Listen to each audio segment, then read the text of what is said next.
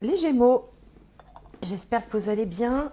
Donc on va commencer par une carte de guidance pour les Gémeaux. Alors les Gémeaux.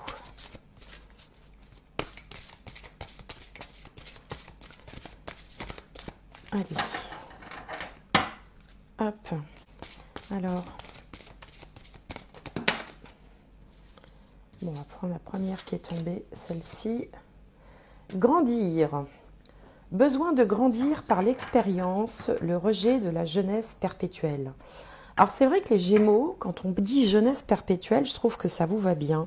Parce que j'ai remarqué que les gens marqués par le signe des Gémeaux ou par la planète Mercure, ils font toujours jeunes. Même vieux, ils font jeunes. Il y a une espèce de... Il y a un côté comme ça, il y a une fraîcheur, il y a un côté euh, vivacité d'esprit chez les Gémeaux qui les quitte jamais, quel que soit leur âge. Et là, en fait, on vous dit, alors soit qu'il est temps de grandir par l'expérience, soit peut-être que vous avez grandi, vous avez compris des choses. Euh, il y a peut-être question d'une élévation sociale, spirituelle. Bon, on va regarder avec le tarot si ça nous en dit plus. Donc pour les Gémeaux, alors, on va faire comme ça et on va en tirer une. Allez, celle-là. Ah, bah c'est un arcane majeur, la force, le lion. Enfin, le lion, c'est pas un lion, mais c'est un lion qui est représenté sur l'image. Vous voyez, on a une femme qui a le visage mi-femme, mi-lion, ou mi-lionne, je sais pas, lion plutôt, vu avec la crinière.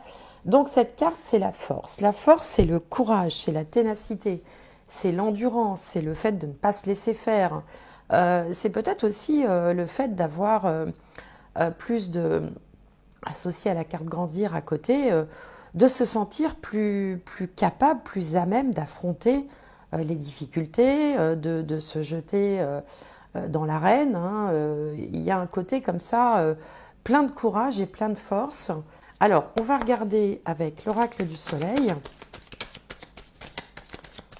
Alors, ce que ça raconte en 5 cartes. Allez, je vais aller les chercher, sinon ça risque d'être trop long. C'est vrai que j'aime bien quand les cartes sautent, mais bon, après ça fait des vidéos, je passe mon temps à battre les cartes, c'est pas très intéressant pour vous. Alors, Gémeaux. Voilà.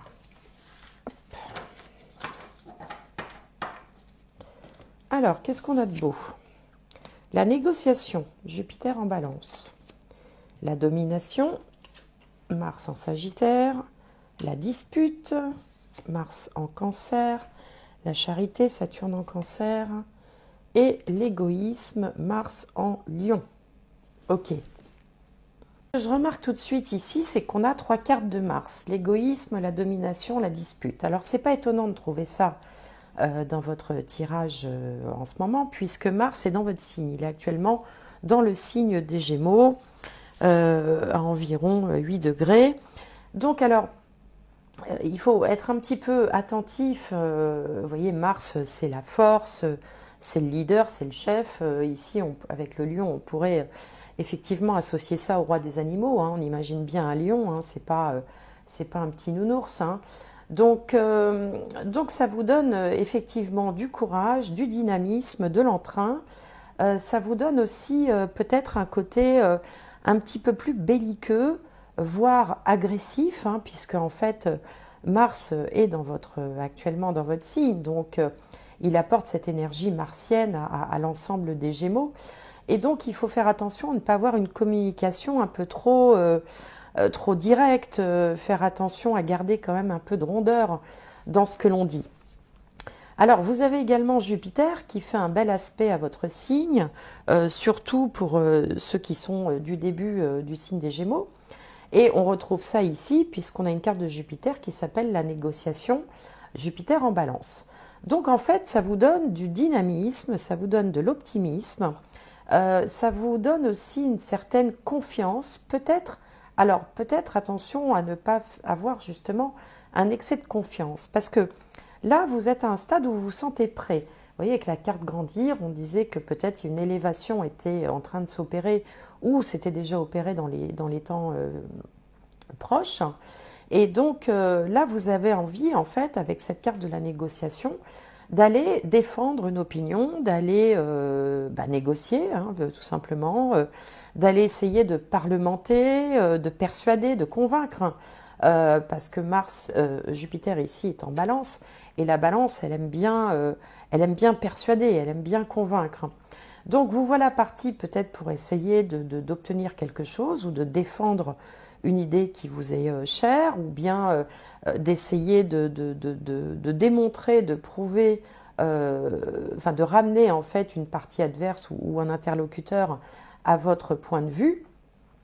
Sauf que il vaut mieux rester comme ça dans l'énergie de Jupiter que de passer tout de suite dans les énergies de Mars. C'est-à-dire que c'est typiquement le genre de situation où au départ on y va avec l'intention de persuader, et puis on sent de la résistance en face, hein, la domination, et du coup on s'énerve un petit peu, vous voyez, et on en perd un peu enfin, le sens de la mesure. C'est pour ça qu'on a la dispute en haut. Donc voilà, il faut avoir ça à l'esprit, c'est à ça aussi que peuvent servir ces guidances, c'est de savoir ce qui se passe en ce moment dans votre ciel astrologique, dans votre thème natal. Donc tous les Gémeaux ont Mars dans leur signe, hein, que ce soit le signe solaire ou le signe ascendant ou le signe lunaire. Dès lors qu'il y aura du Gémeaux, il y a Mars dedans, et il faut se méfier un petit peu à ce que les mots ne dépassent pas vos pensées, ou à ce qu'il n'y ait pas des débordements. Donc ça peut s'appliquer dans tous les domaines de l'existence, hein, au niveau du travail, au niveau de la famille, au niveau sentimental. Effectivement, on arrive en se disant, ben tiens, j'aimerais bien si, je vais essayer de démontrer que voilà, ce serait bien, enfin d'essayer de rallier les gens à mon point de vue, et puis finalement, la discussion s'enflamme, et ça tourne un petit peu à la querelle. Alors, heureusement quand même, ici, il y a Saturne qui va modérer tout ça. Saturne en Cancer, alors ça peut être une question concernant la famille, hein, la famille, le foyer, le lieu de vie. On a cette carte de Saturne en Cancer, la charité, où peut-être que finalement on va essayer quand même de pondérer un petit peu ses ardeurs, de modérer ses ardeurs, de rester quand même, de ne pas se laisser emporter par ce Mars-là qui peut vous donner des discours enflammés, passionnés, peut-être d'ailleurs pas toujours très objectifs d'une situation. Et donc ici, Saturne va quand même essayer de ralentir un petit peu le Mars qui est en vous. Alors, ça peut être dans une problématique familiale, hein. Bon, au bout du compte, vous n'allez quand même pas lâcher l'affaire, et vous allez faire preuve de courage ici avec, bon, cette carte s'appelle l'égoïsme, Mars en Lion, parce que on dit que le Lion a un ego assez important, et puis Mars c'est le leader, hein, c'est celui qui donne l'impulsion. Donc voilà, ça peut donner un côté égoïste, mais je pense plutôt que en fait ça ne va pas vous décourager, hein, vous allez continuer, vous n'allez pas lâcher l'affaire, mais peut-être de façon un petit peu plus mesurée avec la charité ici, hein. C'est-à-dire que vous allez sentir que les choses peuvent tourner au vinaigre, et du coup peut-être que vous allez faire un pas en arrière sans pour autant perdre l'objectif de vue. Alors, on va regarder avec le tarot zen si ça nous donne plus d'informations.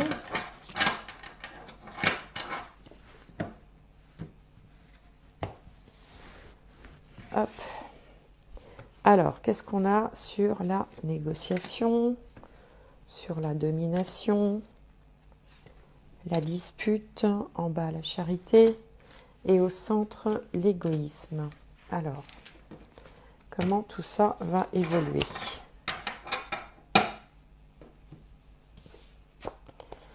Alors, ici, on a la Renaissance. Et encore un lion. C'est dingue, ça, hein? Vous voyez, il y a encore un lion sur l'image. Cette carte s'appelle la Renaissance. Elle correspond au 10 d'épée. Alors, ici, sur la domination, on a l'expérience existentielle. 3 de bâton. Expérience existentielle. En haut, on a la foudre. Arcane majeur, 16, qui correspond à la tour dans le jeu de tarot traditionnel. Ici, on a le regard intérieur, 4 de coupe. Voilà. Et au milieu, on a le ralentissement avec cette tortue. Et ça correspond au cavalier de denier. Oui, c'est vrai que le cavalier de denier, il va pas très vite, lui. Alors,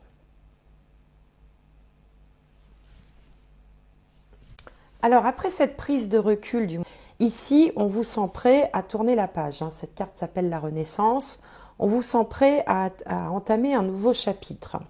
Et pour ça, vous allez aller à la rencontre des autres pour essayer de les rallier à votre point de vue. On vous le disait déjà ici avec la carte grandir, besoin de grandir par l'expérience. Et là, ce qu'on rencontre avec la domination, c'est cette carte qui s'appelle l'expérience existentielle. Donc on va peut-être vous opposer le fait que vous manquez d'expérience dans le domaine qui vous intéresse. Alors par exemple, typiquement vous voulez postuler pour un job qui vous plaît, et puis on vous dit bah oui mais vous n'avez pas d'expérience là-dedans. Ou alors, enfin voilà, ça c'est tout le problème aussi des jeunes personnes qui arrivent sur le marché du travail, c'est que on veut bien d'elles, mais personne ne veut accorder la première expérience, donc c'est compliqué. Forcément, il faut bien une première fois. Bon, là ça peut être ça, ou alors on peut vous dire aussi que ah bah on n'a jamais fait comme ça. Ça c'est souvent une réponse qu'on entend, ah bah oui mais nous d'habitude on fait comme ça. Donc il y a un manque d'expérience qui n'est pas forcément votre inexpérience, mais une inexpérience générale d'une situation donnée. Autrement dit, on ne connaît pas, donc on ne sait pas, donc on doute, donc deux précautions valent mieux qu'une, donc du coup on ne va pas faire. Vous voyez, ce genre de réponse. Et ça va vous agacer parce que vous, dans votre schéma de Gémeaux, vous avez une curiosité naturelle, vous aimez justement aller vers les choses que vous ne connaissez pas, vous aimez apprendre, vous aimez comprendre, et puis vous aimez que ça aille vite parce que bon, vous êtes quand même un peu papillon, hein, vous avez besoin justement d'expérimenter des choses différentes. Et là, ça va être un petit peu comme la douche froide, qui risque de vous agacer. Alors, il faut quand même vraiment faire attention à la dispute, parce qu'entre la tour ici et la dispute, ça peut être quand même finalement une grosse dispute, on va dire. Hein. Donc, mais encore une fois, vous allez finalement faire un pas en arrière, vous allez jouer la carte de la calmie, en fait, d'essayer de calmer le jeu. Et en faisant ça, vous allez aussi en profiter pour essayer d'analyser, avec cette carte du regard intérieur, d'analyser un petit peu pourquoi vous en êtes arrivé là, pourquoi vous réagissez comme ça, d'essayer de comprendre pourquoi les autres réagissent comme ça, ou la partie en face. Hein, la partie en face, ça peut être un membre de la famille, un conjoint, un employeur, un collègue, en tout cas la personne qui ne veut pas aller vous suivre, qui ne veut pas se laisser entraîner dans votre sillage, en fait, parce que cette personne trouve peut-être que vous allez trop vite et que donc vous manquez d'expérience ou qu'il n'y a pas assez de recul. Donc, au bout du compte, eh bien, vous allez, cette réflexion, ce dialogue intérieur va vous faire du bien, puisque vous allez, donc, je l'ai déjà dit avec l'égoïsme, poursuivre votre objectif, c'est-à-dire que vous ne lâchez pas l'affaire, mais vous allez y aller à un rythme plus raisonnable, avec cette carte du ralentissement, qui est représentée par une tortue, et on sait que dans la fable de La Fontaine, au bout du compte, c'est quand même la tortue qui gagne. Donc ça peut être en fait le conseil pour vous, c'est que quel que soit votre projet, votre excitation, votre envie d'avancer parce que ça y est, vous êtes arrivé à la conclusion après la prise de recul que vous vous sentiez capable, vous sentiez la force et le courage, vous vous sentiez mûr, plus aguerri, plus grand, que vous aviez évolué. Donc de vous lancer dans un projet, mais en face, eh bien, vous avez trouvé une certaine forme de résistance qui vous invite finalement peut-être à trouver la juste mesure, à ralentir un peu le rythme pour que tout le monde arrive à vous suivre, tout simplement. Alors, on va regarder avec la triade, finalement, ce que signifie d'un point de vue spirituel, un petit peu ce que vous êtes en train de vivre actuellement, ou donner un conseil supplémentaire. En 3 cartes, on va faire ça. Alors, 3 cartes. Et une 3e. Voilà, il y en a 2. Elles sont retournées, donc je ne les prends pas.